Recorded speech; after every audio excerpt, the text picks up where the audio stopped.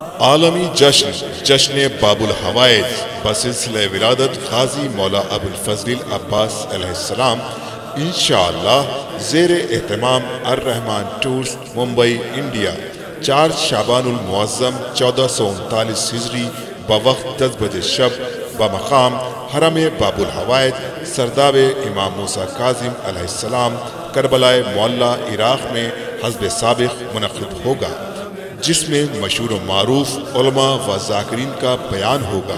بعدہ بین الاقوامی شہرت یافتہ شعراء اکرام بارگاہ معصومین علیہ السلام میں منظوم نذران عقیدت پیش فرمائیں گے۔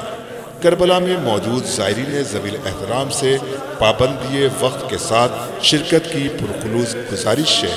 شرکت کے متمنی خادم زائر مولانا سید عطا حیدر رضوی و تمام زائرین الرحمن ٹور ممبئی انڈیا۔